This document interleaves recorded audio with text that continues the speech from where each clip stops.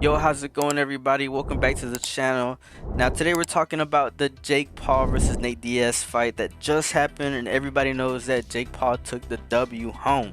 Now, earlier this week, I made a video about how I thought Nate Diaz was gonna win that fight, and obviously, he didn't take the W. And I can admit, I was wrong. Nate Diaz got in positions that I didn't think he would take, being a professional fighter. But anyways, we'll get into that in a bit. I want to talk about the co-main event. The co-main event was very entertaining. I was watching the co-main event on the Jake Paul versus Nate Diaz fight, along with the UFC main event, Sanhagen versus Rob Font, and obviously the co-main event for the Jake Paul fight was a whole lot more entertaining than whatever Corey Sanhagen was doing with Rob Font. But congratulations to Corey Sanhagen. Some people are calling him Corey Nurmagomedov because of that Dagestani type win that he got, just mauling Rob Font the entire fight.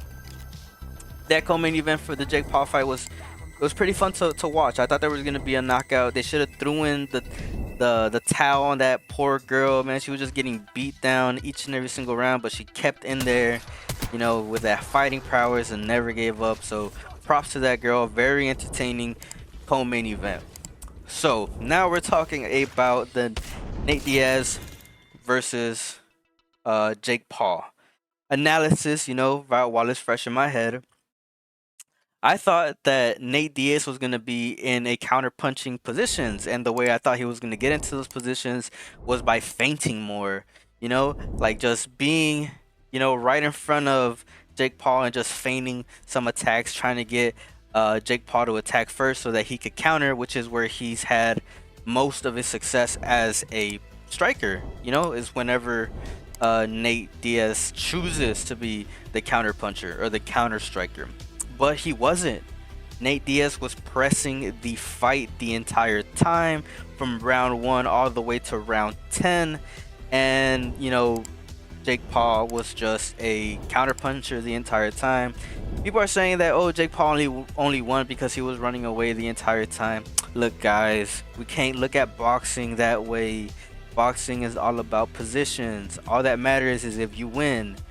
Scoring points or scoring rounds, winning rounds. You know what I'm saying? We can't look at boxing the same way we look at like street fighting or however you guys want to look at these other sports. It's just not the way boxing is meant to be won in. But it's just a style, just being a counterpuncher, and obviously that's a style I expected from Jake Paul. I said it earlier this week on the video that I made. I thought that Jake Paul has a natural base for being a counterpuncher, which he was. But I thought that based on Nate Diaz's experience, that he would be able to recognize that and try to get Jake Paul out of that base, feinting right in front of him, doing some disposition feints, doing some different feints to get Jake Paul to react so he could strike first, so then Nate Diaz could be the counter striker. Obviously that didn't happen, and the only time Nate Diaz had any form of success was in round 8, whenever he did decide that, okay, now I'm gonna throw a little feint, now I'm gonna act like I don't want to fight, and then all of a sudden fight some disposition feints, and he was able to land some pretty solid strikes and was able to put a pretty good amount of damage at on Jake Paul. But anyways, it wasn't even a close fight all the way to the end. It was a pretty dominant fight on Jake Paul's part, and congratulations to him. He beat I guess a GOAT in the MMA world, right?